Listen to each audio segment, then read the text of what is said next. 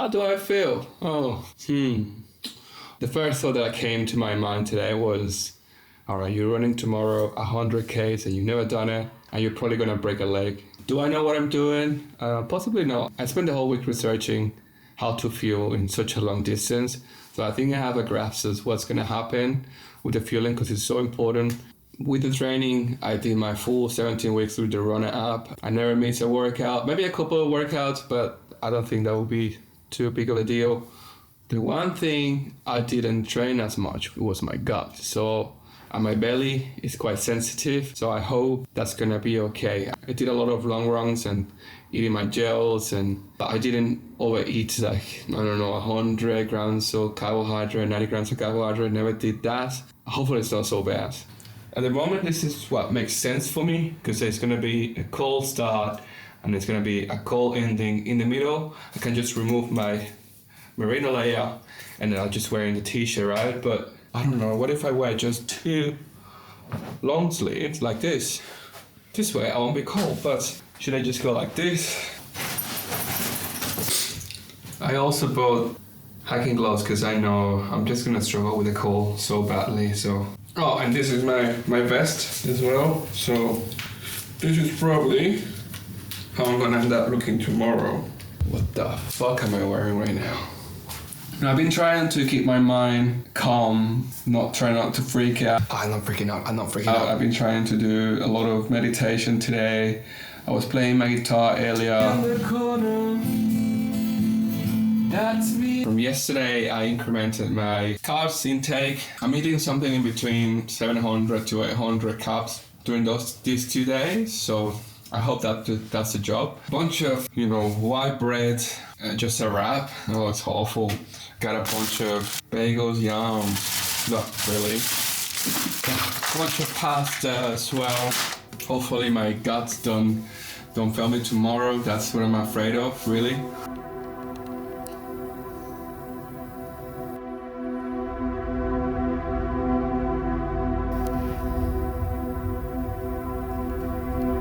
I think this is all I'm taking.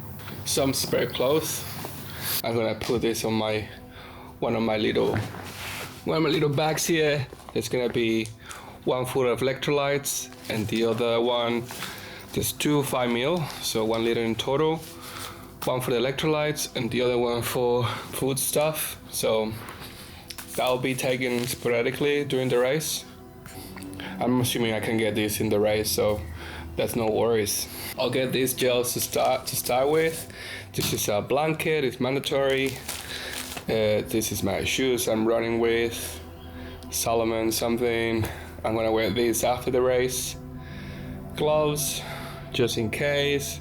Now it's gonna be super cold, so I'm gonna be using them. Headlamp and a beanie afterwards, and I'm gonna be wearing this guy. This is all before the race as well. Some carbs, more carbs. This is my camera bag, so I'll be using my action camera. I've been a bit sick this week, a bit of a runny nose right now, but I'm good. I think I'm over it finally. I like having everything laid out, so I don't forget anything. I'm the type of people that always freaking out about I'm forgetting this, I'm forgetting that. So this is a good way to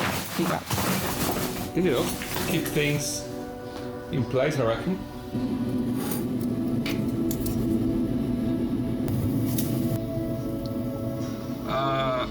I love this.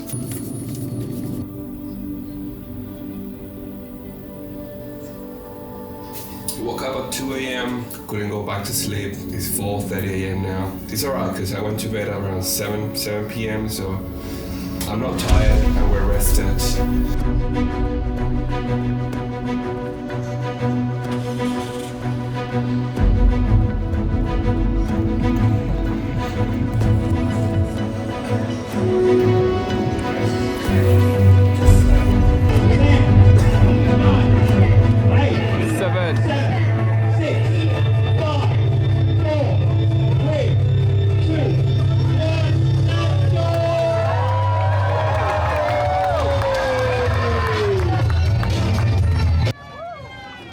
I just couldn't believe that the day was finally here. All those early mornings, all that hard training just coming to fruition. The morning off, I was extremely anxious, but once I started moving and the countdown went to 0, my anxiety and my bad thoughts just went away. There was no point in thinking how much I got left, just a matter of putting your head down and focusing what's in front of you and get to the aid stations.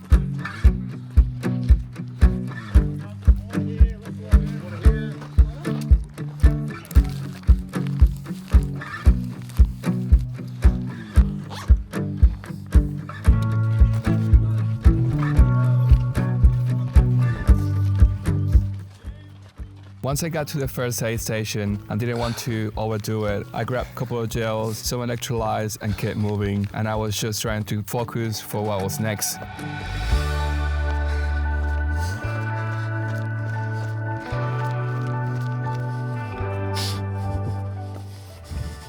The terrain at the start was super technical. Sometimes I had to stop to climb over a tree, over a rock. On my training, I did a lot of climbing, never went that technical. The night before, I was watching some YouTube videos for some tips from people that have done it before, and one of them that I thought wasn't going to be a big deal for me was the reminders on your Garmin. Thank God I watched that video. I put a reminder to eat every 40 minutes, and gosh, I'm so grateful for that. You know, by this point, I'm cruising, I'm having fun, I feel like a kid in a playground. I'm wearing the leaves and taking photos. Little that I know, it was so much fun. The track was beautiful, very Aussie, bushland. It was just very enjoyable. So far in the race, everything was going great. My mindset was healthy, my legs were doing fine, heart rate was doing great, and I wanted to keep this for as long as possible. I knew it was gonna get hard. I couldn't even imagine what hard could be like or could feel like. So I wanted to keep on this state as long as possible. My feet hurts. Left one.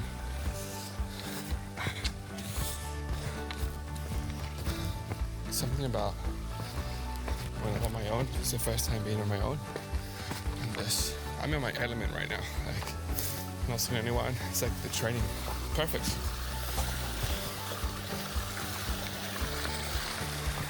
One of my biggest fears for this race was actually my gut, and I thought I was gonna get a GI stress, I thought I was gonna vomit, I thought it was gonna be the worst thing because of the sheer amount of carbohydrate I was intaking during the entire race. My gut was fine. In fact, I started wondering, where do I do this normally in my life, where I'm so afraid of something and I make up all these stories that things are gonna go wrong, but they just don't happen. If I could sum up the first half of the race, it would be something similar to the first day of school. You're in a new school, new people, you feel a bit shy, but you don't want to be too much, but you don't want to be too little.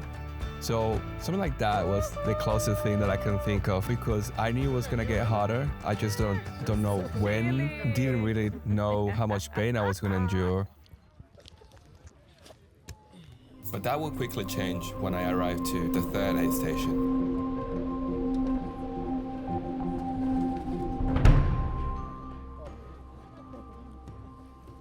There was a current theme going through my mind at this point. Even though it was a small thought, it will be the narrative that will come back later in the race when the sun comes down. I would say my pain on my foot was maybe 3 out of 7. It was really small by this point, but it started to creep on me, not from the pain perspective, but more from the psychological perspective. I started to wonder, what is it gonna be like by 70k or 60k? How about when it's dark and I can't see much around me and the pain won't be 3 no more, but about a 7 or an 8. So I started to wonder these questions that would make me doubt myself. Soon I realized that I had to keep going. Whatever was happening in my head, I had to put it aside and apply the thing that I started with in the race, which is focus right here, right now, one step after the other. Put your head down and don't even think about what's coming, and don't think about the future or how you're gonna feel, because worrying about that won't take you anywhere. I decided to leave everything behind, my thoughts, and just keep moving. I wasn't feeling that bad yet, but those thoughts were creeping into me. I got a boost of morale and confidence and just kept moving without knowing what's gonna happen in my next aid station.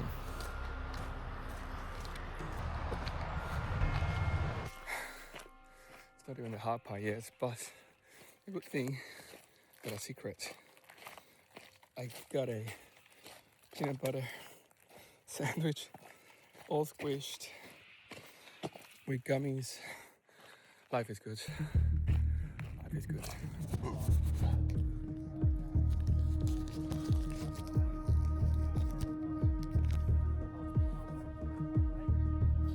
Things started to get really tricky by now. My mind was playing tricks on me and my mate, DNF. The fact that he DNF was a bit heartbreaking for me because he's the reason I started running.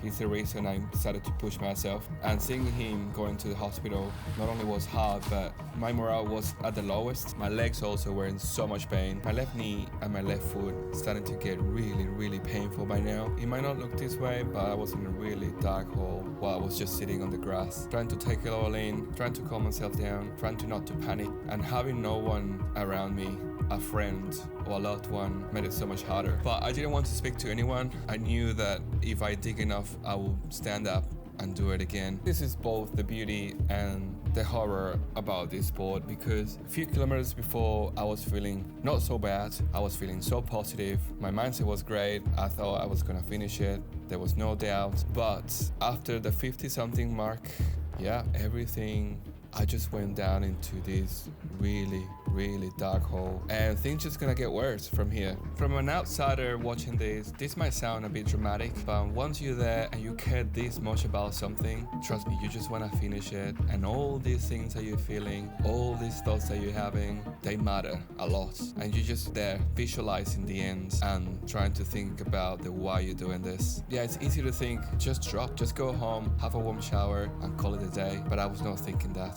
I was thinking on the next 20Ks and how bad it's just gonna get from here on.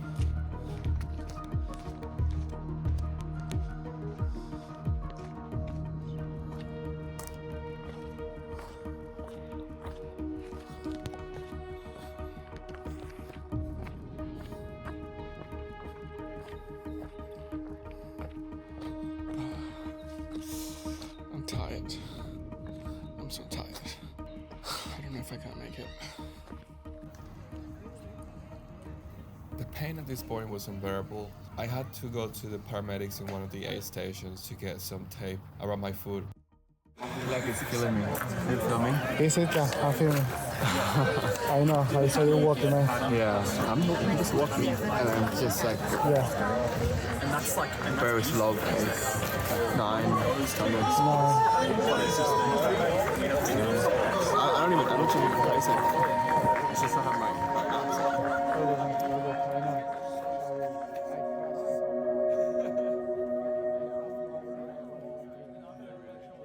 Even though I look okay in this footage, I don't think I can put the word for what I was feeling in this moment. It's a mix of emotions, pain, sweat and tears that came all together on the last 20 kilometers of this race. Seeing my mate recover after the hospital and getting all the messages from the people close to me is the thing that fueled me to keep me going, without knowing that the next 20Ks will be the hardest, the most steep and most brutal and most technical part of the race. It almost felt like a bad joke from the organizers of the event, but I was determined. After all these ups and downs, all these emotions and everything that I felt, and I wanted to finish. I saw myself in the finish line already and I was going for it. There will be hallucinations. I saw a dead bride chasing me. My headlamp died. I had to borrow one headlamp from one of the dudes I team up to finish the race with, and that wouldn't stop me. The darkness, the emotions. I was just thinking on the why I'm doing this and visualizing me at the end. That's what kept me going.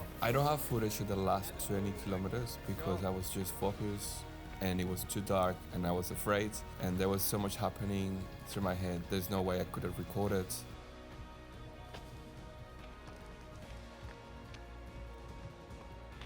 Really, it's so hard to put this moment into words. There's so many emotions rushing through my head right now, but mostly I'm so grateful for the people around me. My friends that were waiting for me at 4 degrees on a cold night, the text from my friends, my mother that kept me going, my mates that was waiting for me after visiting the hospital. Yeah, so grateful for that. And this is it. This is definitely a cool moment unlocked that I remember for the rest of my life. I don't think I ever felt that fulfilled ever after a run. Now I understand why people get into this sport, because there's nothing like this feeling. I would definitely do it again. My relationship with running after this race completely changed into something completely new, something I would never saw coming. I love this sport and kudos for everyone who did it as well. but the reward is just something you can't describe on a video.